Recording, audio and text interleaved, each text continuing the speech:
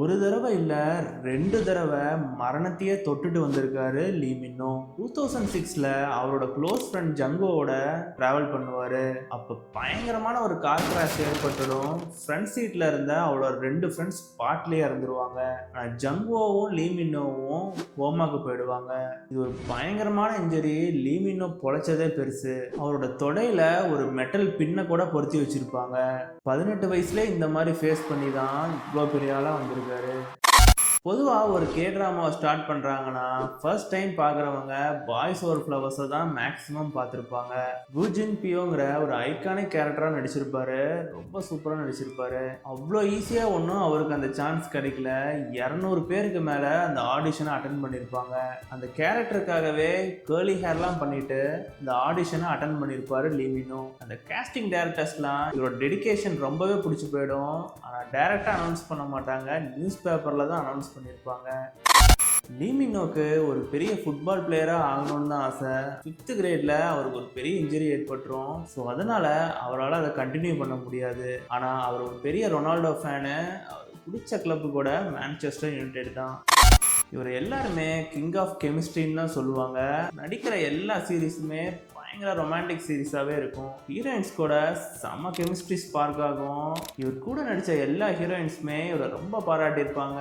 இவர் ரொம்பவே ஒரு சப்போர்ட்டிவான ஆக்டர்னு சொல்லியிருக்காங்க.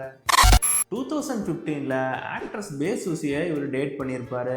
இவர் பயங்கரமான ஒரு ஹிட் கப்பலாக எல்லாருமே நினச்சாங்க. ஆனால் பர்சனல் ரீசன்ஸ்க்காக இவங்க 2 பேருமே ஸ்பிட் பண்ணிக்கிறாங்க. இப்போ இவர் ஆக்ட்ரஸ் சாங் கியூவை லவ் பண்ணுறான்னு சொல்கிறாங்க. 100% கன்ஃபார்ம் ஆகலை, ரூமர் தான். உண்மையாக இருந்தால் பயங்கர ஐகானிக் பேராக இருக்கும்.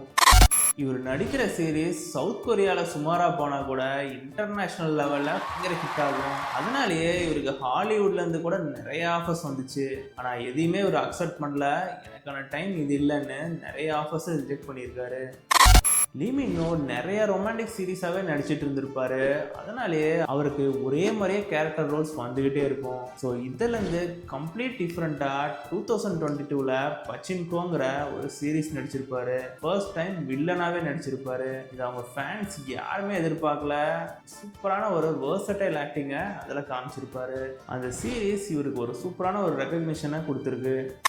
இவருக்கு சவுத் கொரியா மட்டும் இல்லை, குளோபல் ஃபேன்ஸ் ரொம்ப அதிகம். அதனாலேயே இன்ஸ்டாகிராமில் 35 மில்லியன் பக்கம் ஃபாலோவர்ஸ் வச்சுருக்காரு. பொதுவாக ஐடல்ஸ்க்கு தான் இந்த மாதிரி ஃபாலோவர்ஸ் இருப்பாங்க. ஆனால் ஒரு கொரியன் ஆக்டருக்கு இருக்கிறது இவருக்கு மட்டும்தான். அது மட்டும் இல்லாமல் லீ மின்னோ ஃபிலிம்னு ஒரு பெரிய யூடியூப் சேனலும் வச்சுருக்காரு. லீ மின்னோக்கு சவுத் கொரியன் ஃபேன்ஸை விட இந்தியன் ஃபேன்ஸ் ரொம்பவே அதிகம். ஒரு ஜெனரேஷனையே கே ட்ராமா ஃபேன்ஸாக கன்வெர்ட் பண்ணாலும் இவர் தான். இவர்னாலேயே நிறைய பேர் கே ட்ராமா ஃபேன்ஸாக மாறியிருக்காங்க. அது மட்டும் இல்லாமல் ஃப்யூச்சரில் ஒரு பாலிவுட் ப்ராஜெக்ட் பண்ணுறேன்னு இன்ட்ரெஸ்ட் இருக்குன்னு கூட சொல்லியிருக்காரு இன்டர்வியூவில். Legend of the blue sea, king the eternal monarchs மாதிரி நிறைய சக்ஸஸ்ஃபுல் ட்ராமாஸ் கொடுத்துருந்தாலும் இந்த ஐகானிக் சீரீஸான த ஹேர்ஸ் அப்படிங்கிற சீரீஸை சொல்லாமல் இந்த ஃபேக்ட்ஸை முடிக்கவே முடியாது. ஏன்னா அவ்வளோ ஒரு சூப்பரான ஒரு சீரீஸ் அது. 12 இயர்ஸ் ஆகுது அந்த சீரீஸ் ரிலீஸ் ஆகி. ஆனால் இப்போ கேட்டால் கூட அவரோட பேர் கிம் டான் தான்னு டக்குன்னு சொல்லுவாங்க. அந்த சீரீஸில் நடித்த ஸ்டார்ஸை இப்போ ஒரே சீரீஸில் நடிக்க வைக்கிறது அவ்வளோ கஷ்டம். ஆனால் அப்போ அந்த டைமில் இந்த சீரீஸில் நடித்தாங்க.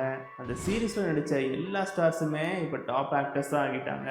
கிம் டானுக்கும் யங்டோக்கும் நடக்கிற ரைவல்ரி பயங்கர சூப்பராக இருக்கும். அந்த சீரீஸை பார்க்க மிஸ் பண்ணியிருந்தீங்கன்னா மறக்காமல் பாருங்கள். கிம் மூவினோட டாப் 10 ஃபேக்ட்ஸை பார்க்க மறந்துருந்தீங்கன்னா இந்த லிங்க்ல இருக்குது, மறக்காமல் பாருங்கள்.